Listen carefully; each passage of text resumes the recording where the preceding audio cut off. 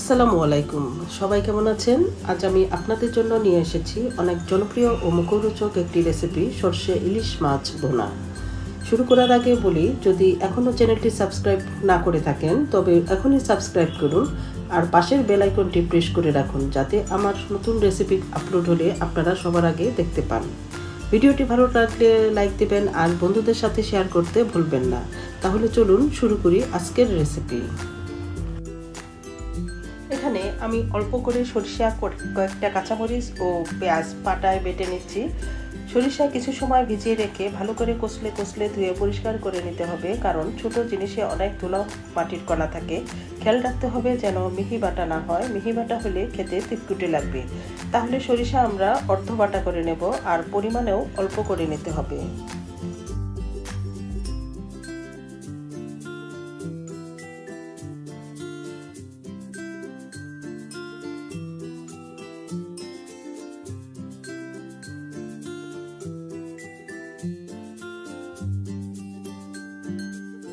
এবার মূল রান্না শুরু করি। গ্যাসের সুইচ অন করে মাঝারি আঁচে একটি ফ্রাই প্যান বসালাম। তাপমাত্রা খুব বেশি না হয় সেদিকে খেয়াল রেখে প্রয়োজন মতো কুকিং অয়েল দিলাম।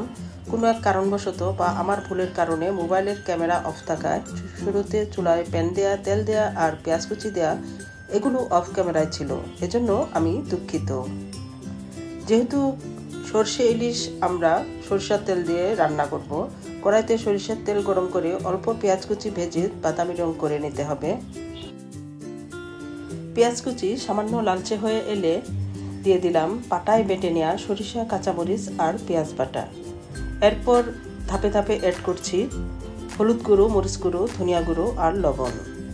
এগুলো ভালোভাবে কষে নিলাম যতক্ষণ না মশলা থেকে তেল ছেড়ে আসে।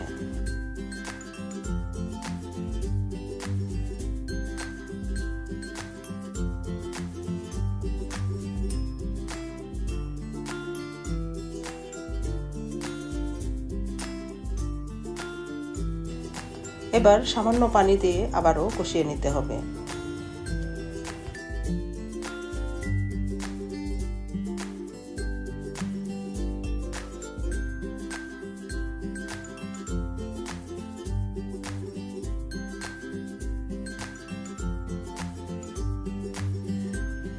এরপর আস্তে করে ইলিশ মাছের টুকরোগুলো বসিয়ে দিলাম। আমি আগেই ইলিশ মাছগুলো ভেজে নিয়েছিলাম।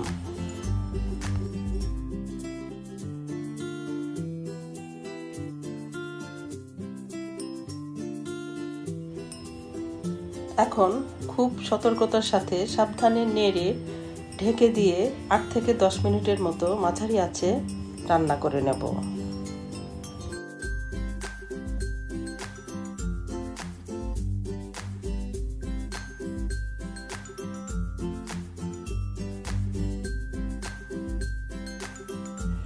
এখন পরিমাণ মতো পানি অ্যাড করে নেড়ে ঢেকে রাখবো কিছু সময়।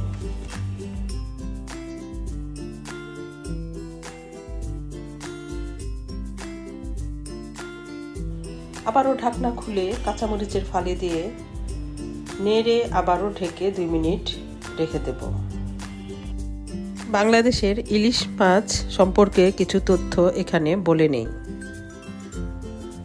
ইলিশ মাছ বাংলাদেশের জাতীয় মাছ এবং আমাদের গর্ব করার মতো একটি বিষয়।